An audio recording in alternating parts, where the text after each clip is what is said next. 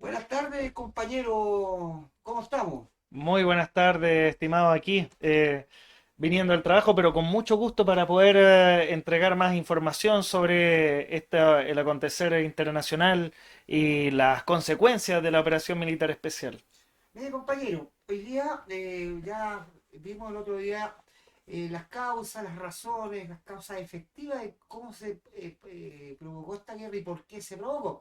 Pero hoy día nos interesa un poco contextualizar en cuanto eh, eh, a las, a las consecuencias de esta guerra, tanto en Europa fundamentalmente. Entendemos que Europa antes de la guerra tenía una situación económica muy pujante, muy interesante, y eso ha venido cambiando.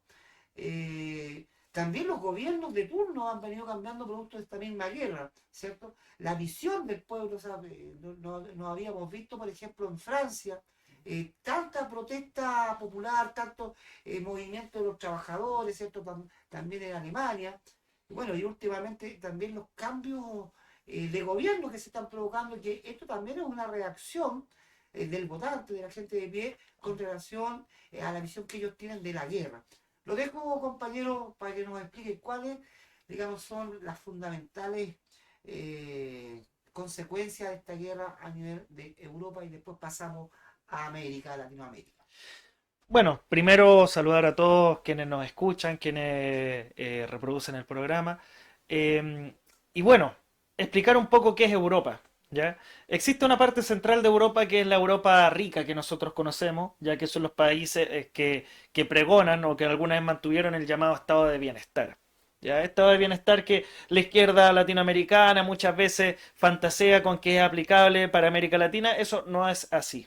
¿Ya? El estado de bienestar de los países democráticos burgueses de Europa se sostiene una por la expoliación de los países periféricos de Europa, ya llámese Grecia, Rumania, Hungría, Bulgaria, etcétera, y por la extracción, la expoliación de los recursos naturales de América Latina, del Caribe, de África, de Asia, ya por la importación de mano de obra a través de la inmigración, ya y con sueldos muy desiguales, y con la fuga de cerebros de países como el nuestro, que como no existe industria nacional, no existe, digamos, una aplicación técnico-científica real, el trabajador intelectual, el desarrollador científico y técnico se va donde gana dinero y precisamente Europa.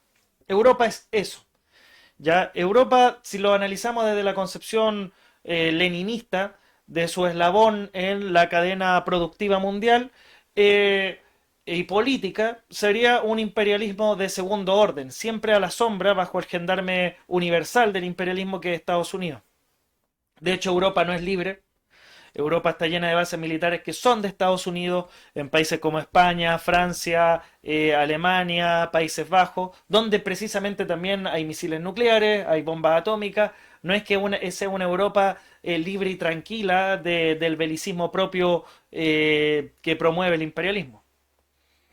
Por otra parte, también hay que explicar que la riqueza de Francia, precisamente por la creación del franco africano y la subyugación de todos los pueblos que son del Sahel, de la llamada alianza que es el ECOWAS, que está en África. Alegremente han habido revoluciones militares antiimperialistas, pero eso va a ser motivo de otro programa, ¿ya? Pero es muy importante que se investigue. Y Europa es lo que podemos plantear. Existen dos Europas, la Europa central imperialista y la Europa pobre, ya que es la que mueve mano de obra hacia los centros de París, de Berlín, ya de Ámsterdam, etcétera. Europa también vivía por un alto desarrollo de producción industrial, manufacturera y de carácter, más que manufactura, me retraigo, es por mucha producción tecnológica, pero también porque adquirían producto natural a muy bajo costo. Por ejemplo, las plantas nucleares de Francia, que son alrededor de 60, su producción energética era en base al uranio que extraían de Níger, a precio de sal. Y Alemania tenía una industria muy tecnificada que desarrollada en base a la combustión del gas, gas importado de Rusia, ¿ya? Incluso el papel higiénico producido en Alemania es por los bosques siberianos donde compran la madera. Esa es la verdad. Bueno, se provoca la operación militar especial, año 2022. Los alemanes utilizan el caballito de batalla de decir, bueno, vamos a ver si abrimos las cañerías del Nord Stream 2. Que Nord Stream, para todos los que están recién viendo todo este mundo de la geopolítica, de las contradicciones internacionales, es un gasoducto, ya que por decirlo así, son dos tubos submarinos ya de unos 1230 kilómetros que vienen desde la parte territorial rusa terrestre, que pasan por todo lo que es el mar Báltico y llegan hacia Alemania. Era una inversión rusa de la empresa estatal Gazprom. Y Estados Unidos durante un largo periodo empujaba a Alemania y a su burguesía industrial a no comprar el petróleo y el gas ruso porque ellos le querían vender su propio petróleo y gas. Hay que recordar que Estados Unidos es el mayor productor de petróleo del mundo, pero al mismo tiempo el mayor consumidor. Ya, por lo tanto, no sale muy bien a cuenta a la hora digamos, le sale más a cuenta exportar para que su divisa, que es el dólar, tenga valor internacional y importar de otros países, o sea, comprar con dinero que ellos mismos imprimen a cada rato. Bueno, Europa vivía muy cómodamente de los recursos naturales de Rusia. Eh, Empieza la operación militar especial y casualmente, al poco andar de la operación militar especial, el Nord Stream sufre una falla que dicen los medios hegemónicos del gran capital que Rusia misma lo hace volar. O sea, esto es una mentira muy mal hecha para una prensa de subnormales o precisamente un método de dominación, de manipulación de la información, porque si yo mismo soy el promotor del desarrollo industrial para mis propias ganancias, ¿para qué yo voy a ser quien lo vaya a frustrar? Todos decían que era una estrategia rusa para ahogar la economía alemana. En realidad es más. Uno tiene que preguntarse quién tiene y quién quiere hacer eso. Algunos le decían que habría sido Ucrania. De partida del ejército ucraniano, sí, un ejército terrestre, tiene una marina que va para el Mar Negro, pero no tiene fuerzas efectivas submarinas ni fuerzas especiales que puedan llegar a una profundidad tal como para dañar un gasoducto. A Europa no le convenía porque la producción alemana es una producción de alta calidad y ellos precisamente necesitaban ese gas ruso barato para su desarrollo. Y ahí pasa lo que no tenía que pasar. Se destruye el Nord Stream, Alemania empieza a sufrir la pérdida del gas, ya la pérdida de su riqueza básica de combustión, y tiene que comprarle precisamente a Estados Unidos. 4 veces más caro el gas, así mismo que otros recursos energéticos. Entonces, uno se tiene que preguntar a quién benefició la destrucción del Nord Stream 2. Hay que recordar que existía también otros gasoductos que venían hacia Europa desde Rusia. Ya, y precisamente uno pasaba por Ucrania y durante el mismo periodo de la guerra ni siquiera los ucranianos se atrevían a destruirlo. ¿Por qué?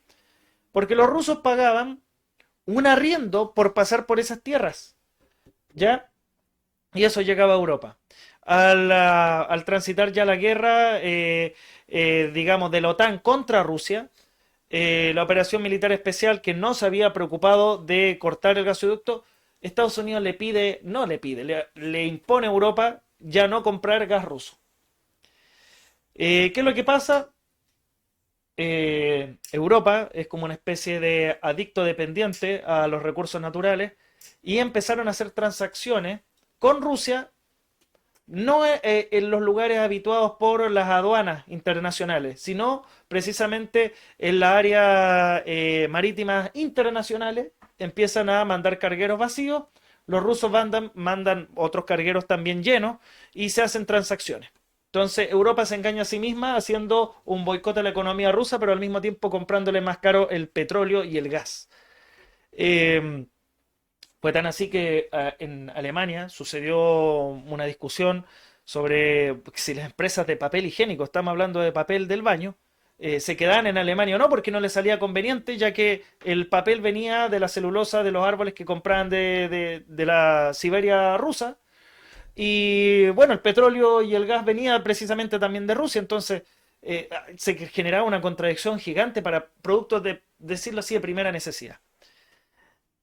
Eh, en ese momento, Estados Unidos era el gran ganador. Aquí hay que analizar algo. Europa, la Unión Europea, muchos durante un largo periodo pensaron que era una especie de conglomerado económico y político independiente. Y eso no es así.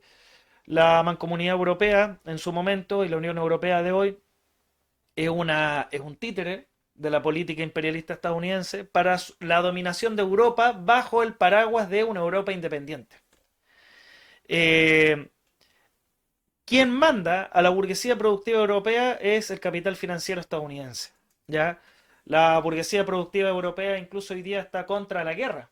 ¿Ya? Partidos como el Frente Nacional de Marine Le Pen es un partido que si bien está contra una serie de demandas de la comilla cultura internacional de izquierda, que en base a lo que es la izquierda norteamericana y europea es solamente liberalismo, liberalismo cultural, más no bien una concepción de izquierda como alternativa de la sociedad, como lo que era en su momento el socialismo, no existe eso a nivel de izquierda. Y organizaciones incluso nacionalistas de la derecha tradicional se oponen a la guerra.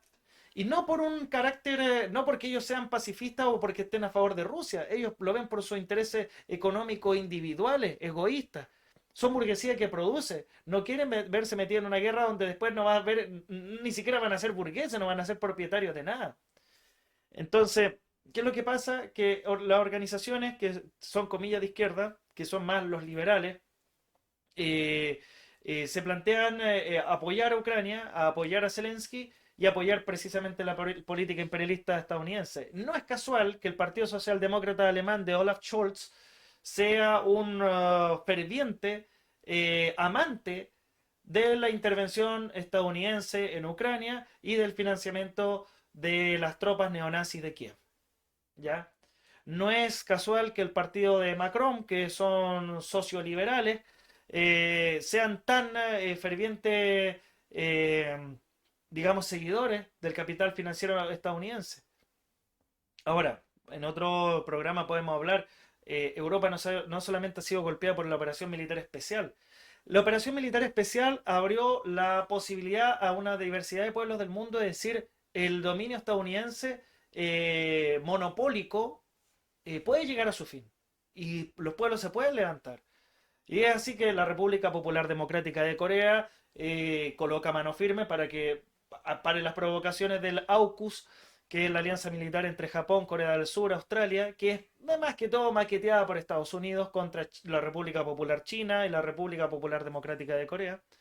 Eh, los países en África se levantan ya, Burkina Faso, Malí, Níger, digamos, con levantamientos militares digamos, por decirlo, de algún espectro político nacionalista de izquierda, antiimperialista. Y claro, la arruinan el negocio de la extracción barata de recursos naturales a Francia, del petróleo, del uranio, y eso precisamente golpea al bolsillo imperialista. También provocan la salida de las bases militares tanto de Alemania, de Estados Unidos, comando del MI6, pero los británicos son, digamos, un estado de pirata, entonces ellos muchas veces no manejan sus propias fuerzas, por decirlo así, coloniales, sino que mandan delegados de la inteligencia a gobernar los estados títeres. Bueno, Europa empieza a sufrir, esa es la realidad.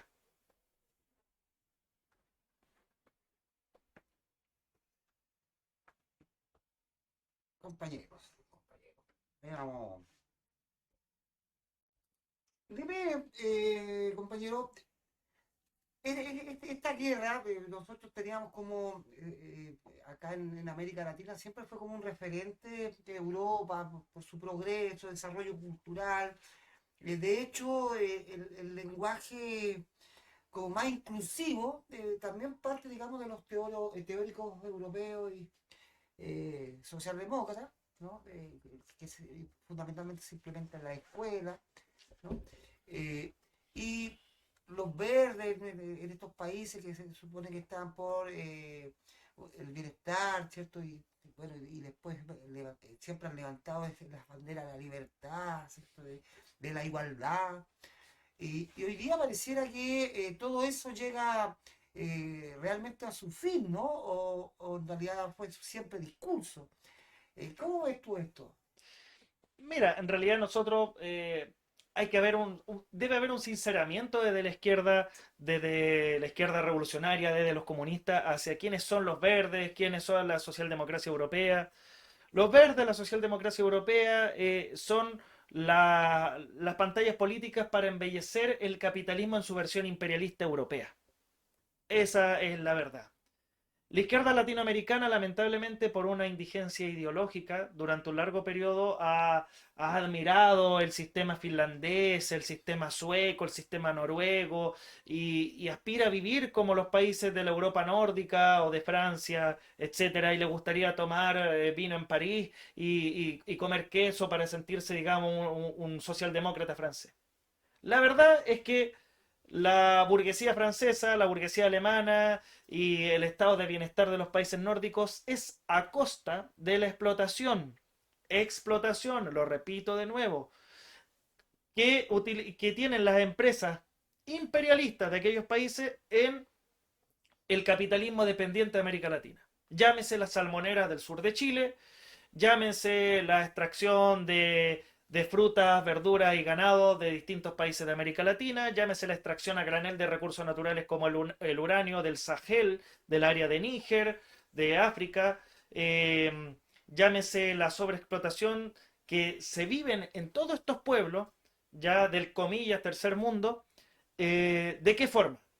En forma de sueldos bajos, de sobreexplotación laboral, del alargamiento de la hora extra, etcétera, etcétera, etcétera. ¿Por qué? Porque las empresas que invierten y comillas provocan un bien social en nuestros países, con todas las normativas ambientales bajas, con todas las normativas laborales bajas, con todas las normativas y la ausencia de movimiento sindical en nuestra nación, en especial en Chile, que oscila entre un 8 y 9% de sindicalización, provoca que sea prácticamente un mar de extracción de plus ganancia. Esa es la verdad. O sea, obreros que producen durante largos horarios laborales enriquecen empresas que en sus países tendrían que pagar grandes cantidades de impuestos. Esa es la verdad. La, eh, y de ahí nacen las expresiones de la socialdemocracia, que la socialdemocracia en realidad siempre ha estado a favor, la socialdemocracia europea, del colonialismo. Por ejemplo, el nuevo Frente Popular francés, donde está el Partido Comunista, Partido Socialista y otras organizaciones, que hoy día están siendo muy aplaudidas porque, claro, derrotaron a la derecha de Marine Le Pen, no hablan de la descolonización que Francia debiera hacer en sus antiguos espacios, como por ejemplo la Caledonia francesa, donde han habido protestas para independizarse del dominio de Francia. Esa es la verdad. Alemania, la socialdemocracia alemana y los verdes que hablan mucho del cuidado, del medio ambiente. Sí, perfecto. Eso es muy bueno, muy loable. La tecnología, ojalá que en algún momento tengamos tanto nivel tecnológico que no tengamos casi ni que contaminar para producir, pero sabemos de que siempre la interacción humana para la producción de nuevas cosas tienen un impacto ambiental. Ahora, en base a la tecnología, nosotros sabemos si es mayor o menor. Mira Lo- qué interesante, compañero, lo que usted nos va relatando en este proceso, pero todavía hay cosas que no cuadran, digamos, para la persona común y corriente, ¿no? Que no claro, somos analistas ni nada. Al principio de la guerra, y en el proceso, digamos, reciente, el momento reciente de la guerra, cuando recién se inicia, se hablaba de que la economía rusa era una economía muy pobre, que no tenía ni una capacidad, digamos, de sostener una guerra. ¿Cierto? Se comparaba incluso con algunos países latinoamericanos que producía eso y que no iba a durar nada en la guerra. Y sobre eso, todas estas imposiciones, digamos, económicas o que iban a imponer a Rusia, iban a hacer que Rusia finalmente terminara, se iba a explotar por sí misma, digamos, ¿no? Estas sanciones. Pero en la realidad se empezó a ver otra cosa. Incluso veía el otro día que el informe mundial del banco, el Banco Mundial decía que Rusia hoy día estaba dentro de los países que más generaba La riqueza, cuarta economía mundial. la cuarta economía mundial. Entonces, ¿cómo se explica, digamos, este fenómeno? Porque yo veo hartas cosas. Primero, una, que los europeos llenan de sanciones a Rusia, pero finalmente estas sanciones al que termina afectando es a los mismos europeos, ¿cierto? Y Rusia, en vez de caer, digamos, genera un mercado que le sigue siendo muy rentable, y yo diría que más rentable ahora que, digamos, definitivamente han terminado con el tema del dólar y muchos países, sobre todo del BRIC. ¿Cómo lo ves tú? Bueno, es bastante amplia la pregunta. Voy a tratar de sintetizar lo máximo posible la respuesta. Em, Hay un historial de países más sancionados en el mundo. El primer país hasta hace 4 años era la República Popular Democrática de Corea, un país sancionadísimo. Incluso el won, que es la moneda norcoreana, no es, digamos, convertible en ningún lugar del mundo. Después viene la República Islámica de Irán, ya por su apoyo al pueblo palestino, a Hezbollah y digamos, a la resistencia antisionista. Empieza la operación militar especial y a Rusia, entre sumando y restando, son aproximadamente 20.000 sanciones. Algunos pueden incluso lucubrar en 40.000 sanciones, lo que se quiera. Pero ¿cuál es la realidad concreta? Eh, Rusia es heredera política territorial, al menos de la parte federativa, de lo que fue la antigua República Socialista Soviética de Rusia, ya que conformaba la parte de la Unión Soviética, parte de lo que hablamos en el programa anterior. Y durante los años 30 hubo el proceso de llamado industrialización. En ese momento era una industrialización socialista que saldó la deuda económica histórica que tenía de Rusia con el atraso en relación al occidente capitalista, llamemos a Estados Unidos, Gran Bretaña, Alemania, Francia. Esos países se pudieron industrializar medianamente tranquilos en 200, 300 años de historia. Rusia o la Unión Soviética en aquel periodo lo tuvo que hacer en 30 años. Esa es la verdad. O sea, saltar una brecha cultural, económica, de desarrollo industrial en 30 años, lo que el resto tuvo 300 años. Todo es acumulado, incluso después con la destrucción de la Unión Soviética, con la degeneración de la misma dirección del Partido Comunista y todo lo que se quiera que pasó desde los 50 en adelante, no lo pudieron destruir. ¿Qué es lo que pasó? Rusia se ve enfrentada a una serie de sanciones desde el 2014, ojo, ya ellos dicen la anexión de Crimea, que en realidad Crimea un plebiscito, ingresó a Rusia, digamos, como una parte autonómica de la República Federativa. Eh, y Rusia en un momento le frenaron para diversos artículos tecnológicos, en fin, y artículos agrícolas. Rusia desde el año 2014 se transformó en el principal productor de trigo del mundo. O sea, en la práctica las sanciones la empujaron a tomar una política independiente de la soberanía alimentaria. Primero, y desde el año, bueno, desde que empieza la operación militar especial, caen sanciones primero económicas. La sanción de exclusión del sistema SWIFT. El sistema SWIFT, voy a tratar de simplificar lo más posible, es que las tarjetas que nosotros utilizamos, que desde la Banco Estado, Banco Chile, Santander y todas las que hoy día se utilizan para los bancos, no son utilizables en los cajeros de Rusia, porque fueron excluidos en el sistema de convertibilidad económica entre el rublo, que es la moneda rusa, el dólar y el euro. Paralelamente, Europa confisca alrededor de 300.000 millones de euros, ya una cifra, digamos, no sé si estaré, digamos, estoy hablando de un aproximado, una cifra, digamos, que era, pero sideral, era gigantesca, que era de dinero ruso invertido en distintos lugares, ya, y esto no es sorprendente, las empresas, digamos, tienen, y sobre todo de las empresas energéticas, hablemos de Gazprom, que es la principal, la que era dueña del Nord Stream, y se lo quitan, se lo retienen, por decirlo así.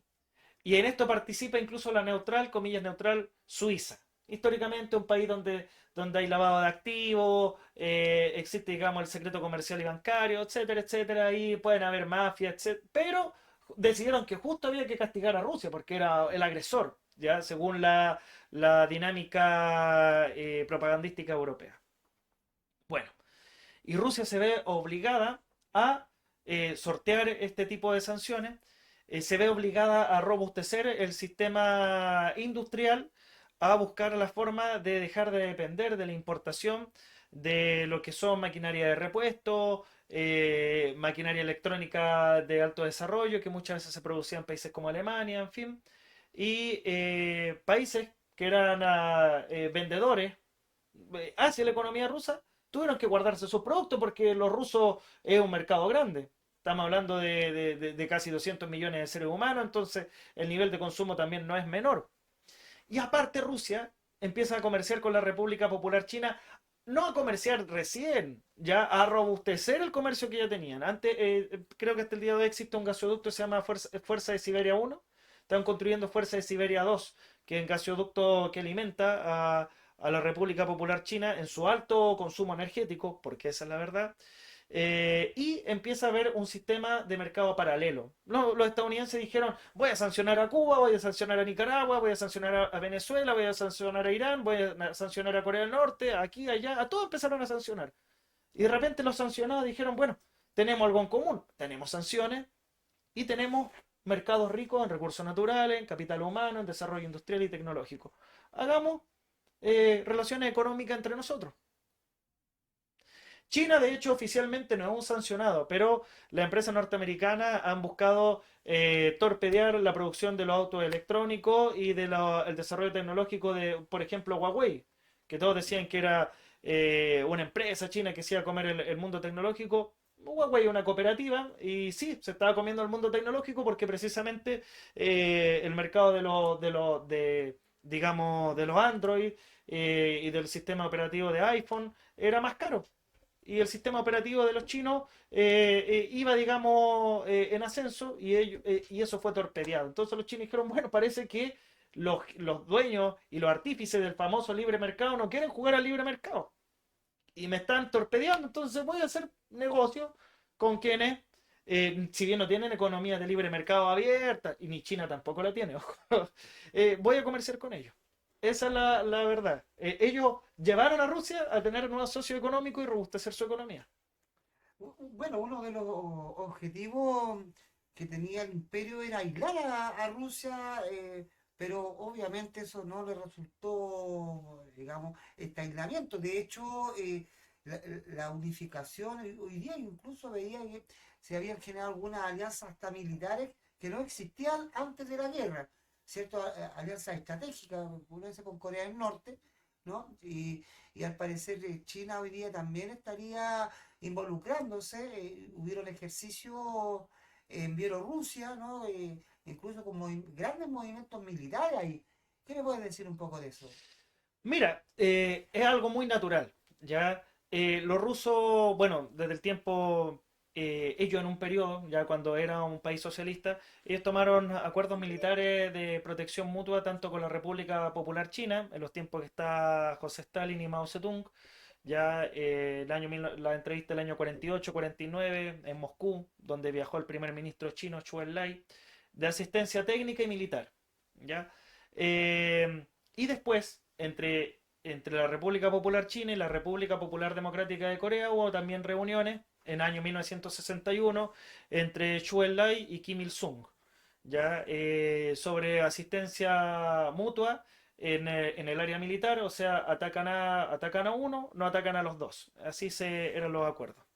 Hoy día, la Rusia, que ellos llaman esta, a comillas, aislada, tiene relaciones comerciales muy fluidas con potencias, no solamente de las más cercanas y las que ya nombré. También está India, está el Reino de Arabia Saudí, que era hasta hace poco el garante del petrodólar, que Vincent Lam no lo firmó el acuerdo que pasado los 50 años de 1975 reafirmaba el dominio del dólar sobre el precio del petróleo y Arabia Saudí dice no, porque tengo muchos compradores y me quieren comprar en yuanes, me quieren comprar en en rupias, entonces ¿por qué voy a tener que estar vendiendo en dólares? Si la ganancia puede ser para mí. Entonces, Rusia llega hoy día, bueno, hace un tiempo atrás visita Pyongyang, la República Popular Democrática de Corea, y se reúne con Kim Jong-un. Kim Jong-un ya previamente había visitado, digamos, Rusia, Vladivostok, en fin, se reunieron las comisiones militares de ambos países, hoy día se reúnen las comisiones políticas y económicas y robustecen un acuerdo estratégico. Esto es importante, un acuerdo estratégico no es cualquier acuerdo, no un acuerdo, digamos, por decirlo así, ordinario, en la cual yo te voy a decir, ah, sí, una política de buena vecindad, nos golpeamos los hombros y qué bonito el mundo. No. Un acuerdo estratégico, estamos hablando de un acuerdo de compenetración política, o sea, de consulta política activa, en el caso de toma de decisiones a nivel internacional. ¿Ya? Eh, la RPDC, o la República Popular Democrática de Corea, apoya la operación militar especial. Rusia, ya, la Federación Rusa, dice que, bueno, la RPDC tiene el derecho a la autodefensa, entonces ha vetado los paquetes de sanciones que Estados Unidos ha promovido en el Comité Permanente de Naciones Unidas. En la práctica, dos países sancionados hasta la saciedad pueden hoy día tener una economía, digamos, más integrada. La RPDC es un país de alto desarrollo industrial, pero tiene una carencia de producción agrícola porque tiene menos del 20% de las tierras agrícolas cultivables. Un país profundamente montañoso y durante el invierno no es un invierno de -1 como el que nosotros estamos viendo acá en Chile. Estamos hablando de -25, -30 grados bajo cero. Eh, y al mismo tiempo tiene un alto desarrollo industrial militar, porque recordemos que la península de Corea no existe una paz entre la comillas Corea del Norte y la Corea del Sur, entre el norte independiente y el sur ocupado por los gringos. De hecho, el armisticio fue firmado entre la República Popular Democrática de Corea y Estados Unidos. O sea, ni siquiera Syngman Rhee, que en ese momento era el dictador de Corea del Sur, firmó el acuerdo. Fue firmado, digamos, por la parte norte y por Estados Unidos. O sea, es una colonia. Eh, entonces, Rusia sabe muy bien que para proteger el lado occidental de su frontera está Bielorrusia, ya está el enclave que tienen en Kaliningrado y tienen la organización del Tratado de Seguridad, ya donde están ex repúblicas soviéticas como Kazajstán, Kirguistán, Tayikistán, Bielorrusia, creo que nominalmente está Armenia, bueno, en fin. Pero por la parte más oriental, que tienen ciudades grandes como Vladivostok, que es un gran astillero, tienen diques secos, producción y tienen la Armada del Pacífico. Esa es la verdad. Rusia tiene ahí la Armada del Pacífico. Necesita aliados fuertes. Porque los enemigos también son poderosos. Ahí están bases norteamericanas. Entre Corea del Sur y Japón son más de 85.000 soldados, rodeando los 90.000. Se creó el sistema de protección AUKUS, que es donde está Australia, Japón, Corea del Sur y quieren involucrar a otros países que están en enemistad con la República Popular China. Entonces, Rusia va y visita a la comillas Corea del Norte, como mucha gente la conoce, que en realidad es la RPDC, y llega a un acuerdo. Yo te doy facilidades en el ingreso, digamos, de recursos naturales como el petróleo, que carecen en Corea del Norte, compra alimentos y tú dame sobre excedentes también armamentísticos, que es lo que hoy día se necesita para mantener la operación militar especial. Ya incluso muchos analistas, y en esto yo no me puedo declarar, digamos, con una expertise la necesaria, dicen que Corea del Norte, la RPDC, tiene una producción industrial de armamento el equivalente a la Unión Europea. Estamos hablando de que es un país de 25 millones de habitantes, tiene un nivel de producción mucho más grande que la parte occidental de la OTAN. Eso estamos hablando. Eh, y bueno, ahora Putin viajó también a Vietnam, en fin, el primer viaje fue a China. Entonces, son gestos políticos, nadie viaja, viajó al primer lugar donde está su amigo que es Xi Jinping, ¿ya? Jefe del Partido Comunista de China, un partido comunista que tiene más de 95 millones de miembros, un país que tiene más de 1.450 millones de habitantes. Entonces, no estamos hablando de que Rusia esté sola. Hace pocos días atrás el primer ministro Nodi o sea, viaja a Moscú, se reúne con Putin como grandes amigos. Porque también la India su proyecto, su burguesía nacional, está aburrida de estar siempre bajo el capital financiero estadounidense y busca la forma de liberarse de aquello y mantener negocios con una relativa independencia. Esa es la verdad, digamos. Rusia no está sola, no. Ya pues compañeros, nos queda como súper claro cuáles son, digamos, las consecuencias que está sufriendo Europa producto de esta guerra, ¿no? Esta guerra de la OTAN contra Rusia, ¿no? Y operación especial por liberar al pueblo ucraniano, ¿cierto? Del neonazismo. Bueno, darle las gracias por su participación. eh, Esperamos tener en la última análisis que lo vamos a hacer ya la próxima vez, que tiene que ver un poco con Latinoamérica, ¿cierto? Y bueno, si estamos o no estamos al borde de una hecatombe nuclear, ¿cierto? Que creo yo que es lo que más preocupa al mundo de pie, ¿no? Claro. Que en estas situaciones muchos dicen, bueno, vamos a morirnos todos. Yo la verdad que no creo mucho eso. Se van a morir los de pie nomás, porque los otros tienen para sobrevivir años, digamos, bajo tierra, tienen el dinero, ¿no? En algún momento leí por ahí o vi en algún video que algunos árabes ya tenían unos búnkeres que eran prácticamente ciudades bajo tierra, ¿cierto? Con todas las comodidades que el dinero, ¿cierto? Y la riqueza pueden generar. Sin embargo, el pueblo, tanto europeo, latinoamericano, ¿cierto? Simplemente en una guerra como esa, lo más probable es que se muera todo, ¿no? Entonces, nosotros, bueno, nuestra posición, por supuesto, es por la paz, ¿cierto? Terminar con la guerra, terminar con la agresión de los pueblos, que ojalá los pueblos se puedan liberar y puedan construir un mejor futuro, un mejor vivir. Es el deseo que uno quiere. También vamos a analizar la masacre que se está dando en Gaza, ¿cierto? Por parte de los israelíes, eso lo vamos a ir viendo en los otros programas. Y bueno, lo dejo la última palabra, compañero. Yo me despido ahora y lo dejo a usted. Bueno, estimados, mucha fuerza, mucho ánimo, porque en realidad la lucha por la paz es no una lucha por la paz en abstracto, es una lucha por una paz que sea bandera de los pueblos para la construcción de una sociedad distinta. Nosotros no podemos permitir eternamente de que los matones del mundo vengan a gobernar los deseos de la independencia y soberanía de los pueblos. Los pueblos quieren y necesitan vivir como se les dé la gana, ¿ya? Pero en base a lo que nosotros decidamos, no a lo que los otros nos impongan. Y por eso es muy importante investigar, luchar, organizarse y cambiar la situación actual que vivimos en Chile, porque Chile, quieras o no, está involucrado hoy día en este panorama internacional y tenemos que cambiar la forma en la cual se entiende a qué bando pertenecer. Hoy día nosotros pertenecemos al bando donde están los imperialistas y no porque nosotros tengamos, el pueblo de Chile sea el gran beneficiario, sino porque la oligarquía financiera es la beneficiaria. Nosotros tenemos el derecho a liberarnos y a gestionar el destino como nos prefiera mejor la autodeterminación del pueblo. Esa es la verdad. Ya pues compañero, muchas gracias. Y ustedes no olviden suscribirse al canal y ponernos, ¿cierto?, el dedito hacia arriba para que podamos llegar a muchos más compañeros que les interesa la geopolítica, les interesa comprender qué está pasando en su entorno y en el mundo. Muy buenas noches.